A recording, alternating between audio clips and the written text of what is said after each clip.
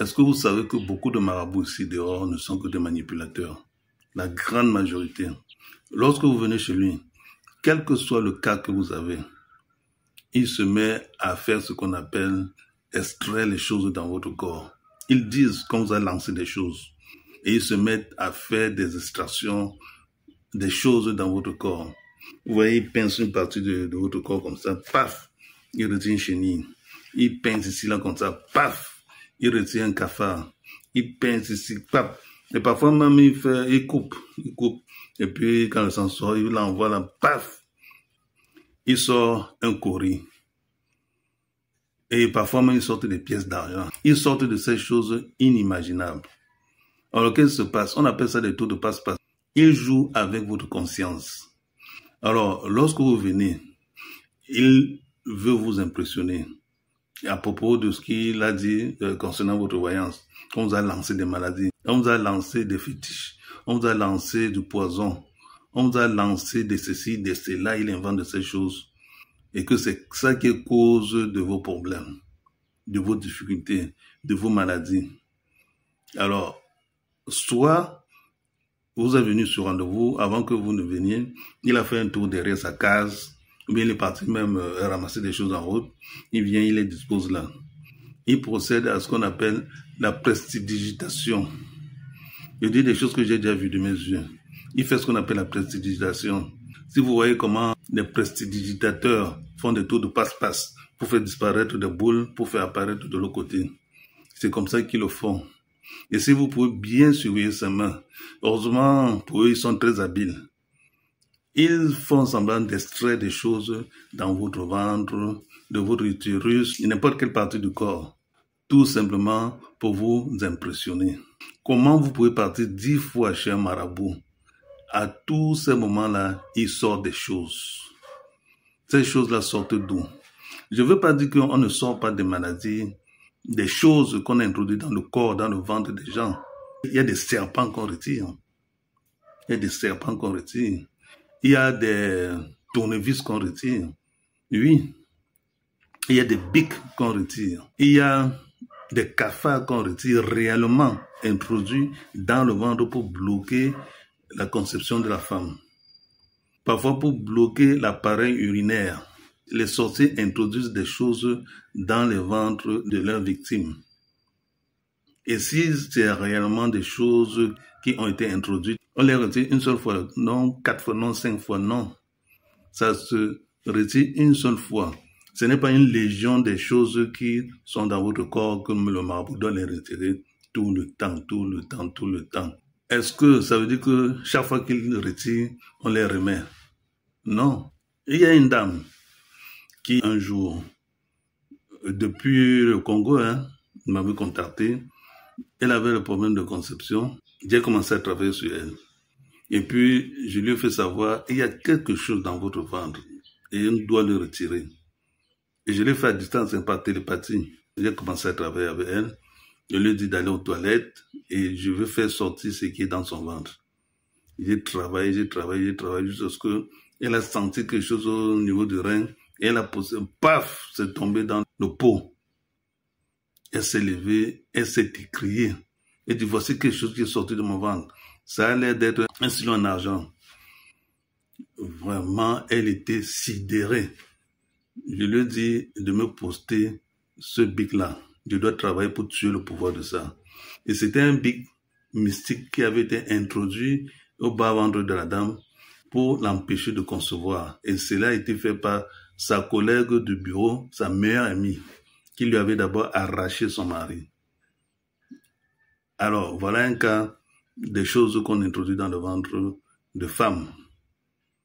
Il y a parfois, ce sont des serpents, des petits serpents, des longs vers de terre, des serpents mystiques, des cafards, des crapauds.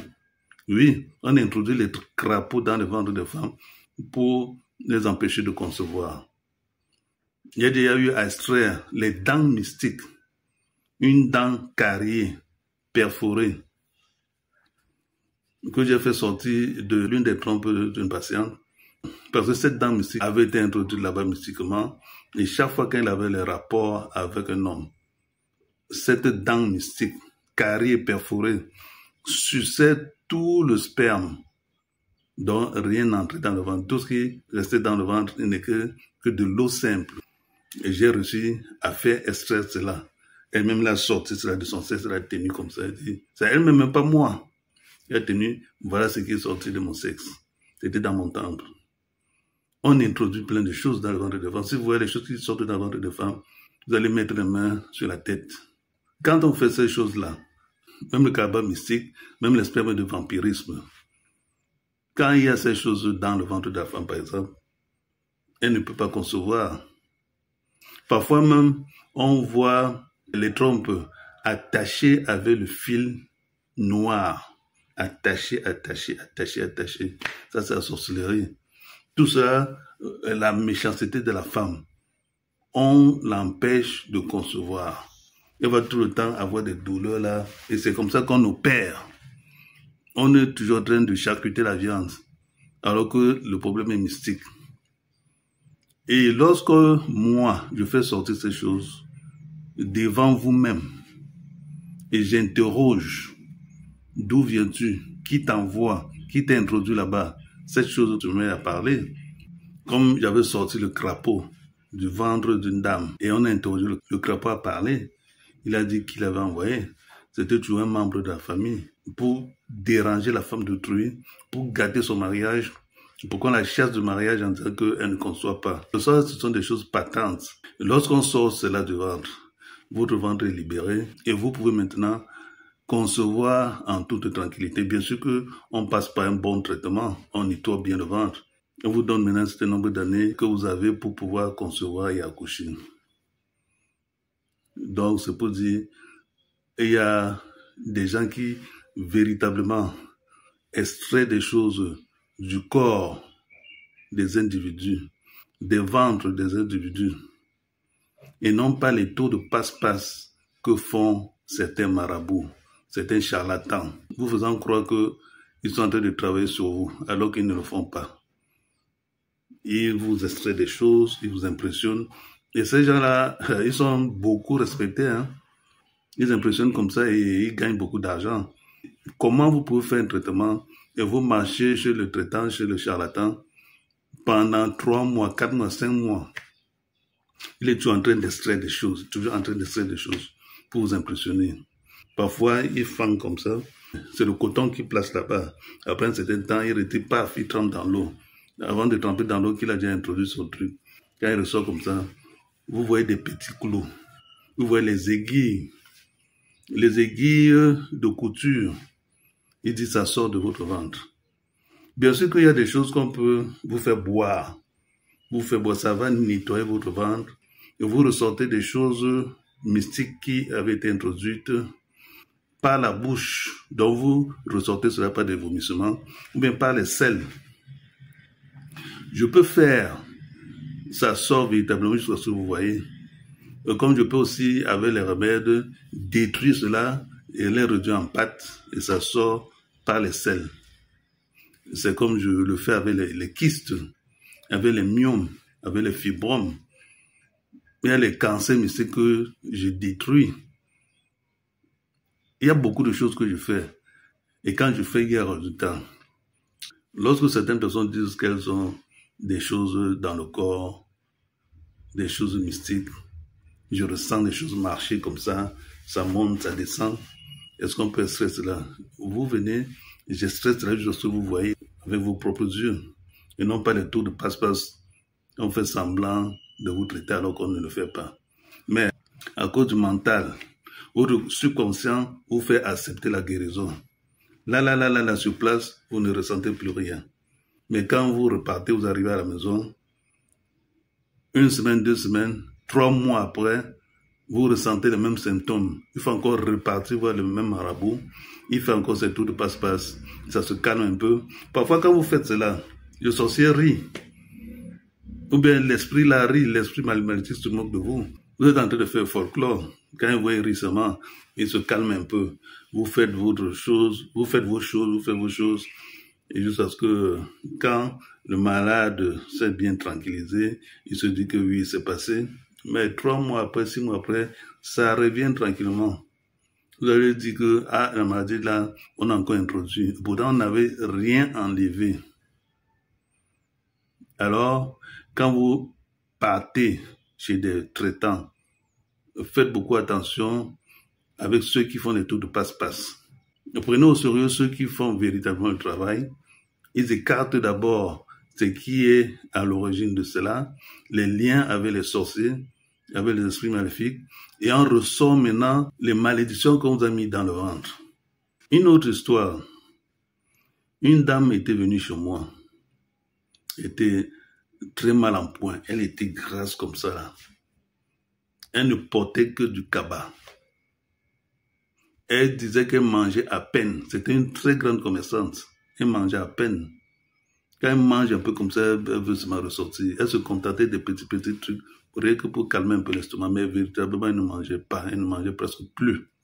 Elle a fait le tour de marabout. Rien. Partout où elle passe, on dit oui, on peut faire. On lui bouffe de l'argent, des millions de francs. Mais elle n'est jamais satisfaite. Alors c'est un de ses frères qui lui a dit, viens, je connais quelqu'un qui fait vraiment des miracles. Je suis sûr que ton cas là, si ça a dépassé tout le monde, mais lui, je pense que ça ne peut pas le dépasser. À distance qu'il est vu, j'ai ressenti l'esprit de mort. J'ai dit, madame, là où vous êtes trop loin.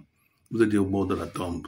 Il faut vraiment un homme très fort pour vous ramener de ce monde. Vraiment, elle s'est mise à pleurer, pardon, ne m'abandonnez pas, etc. J'ai dit, ok, voilà ce qu'on va faire. En 2 ou 3 mouvements, j'ai travaillé sur elle. Travaillé jusqu'à ce que, un beau jour, je lui ai dit, madame, vous allez voir ce qui est dans votre ventre, qui est cause de tous vos problèmes. On s'est donné rendez-vous un jour vers 18h30, 19h. Elle allait aux toilettes. Après, je lui ai donné des remèdes avec lesquels elle va se purger. Elle s'est purgée. Chaque fois qu'elle se purgeait, elle le faisait dans un pot. Après un certain temps, quand elle a fini, il travaillait toujours à distance. Quand elle a fini, je lui ai dit apportez. On va tous vérifier ensemble. Elle est partie prendre le pot. On a coupé les feuilles de bananier, on a déposé. Elle a versé. Même avant de toucher le pot, les asticots sortaient de là. Donc ça sortait, c'était couvert, mais ça sortait déjà à travers le couvercle. Elle a versé comme ça, toute tremblante. Les asticots, des cheveux crépus, des hommes noirs. Les cheveux des albinos, c'était mélangé. Et les cheveux, je ne sais pas s'il faut dire des métis et des blancs, c'était mélangé là-dedans. C'est ça qui était dans son ventre, qui lui causait tant de problèmes, tant de blocages, tant de souffrances, tant de ceci, cela. De façon que même si elle partait n'importe où, vraiment, il fallait quelqu'un de très fort pour la sauver parce qu'elle était déjà au bord de la tombe. Lorsqu'on voit les asticots sortir comme ça, c'est qu'on est déjà avec l'esprit de la mort qui est en train de vous appeler. J'ai dégagé cela. Elle a retrouvé la santé. Et le corps a fondu. J'ai dit qu'elle a fondu totalement jusqu'à ce qu'elle s'est mise à porter du pantalon. Il y avait les hauts moulants. Et la famille a crié, du jamais vu, du jamais vu. Elle a même été émerveillée. Et c'est comme ça qu'elle m'a couvert de cadeaux. Alors, il y a beaucoup de patients comme ça que j'ai eu à faire sortir des choses dans le corps. Et c'est des choses qu'il faut être très fort pour les retirer. On ne fait pas des tours de passe-passe pour impressionner le patient alors qu'il est en train de mourir à petit feu. Comme d'habitude, je suis joignable. Moi, le grand maître Sango Montana, le grand master, au plus 237 672 48 27 63 plus 237 6 72 48 27 63. Je suis sur YouTube, les clés des mystères, Sango Montana. Je suis sur TikTok, désormais avec notre nom, les clés des mystères, Sango Montana. Je suis sur Facebook, Sango Montana, le grand maître. Et aussi les clés des mystères, une autre page de grand maître Sango Montana. Voilà les endroits où vous pouvez me retrouver, même sur Instagram. Je suis un peu partout. Méfiez-vous aux arnaqueurs qui piratent mes vidéos, qui créent des comptes fictifs avec des noms ressemblant aux miens pour arnaquer des gens. Avant de traiter n'importe quoi avec eux, exigez un appel vidéo ou un appel vocal et vous jugez la voix si c'est la même voix. Et un appel vidéo pour voir si c'est vraiment moi, le grand maître Sango Montana. Je suis à Douala au Cameroun. Je ne suis pas au Bénin. Je ne suis pas au Togo. Je ne suis pas à Côte d'Ivoire. Je suis à Douala au Cameroun.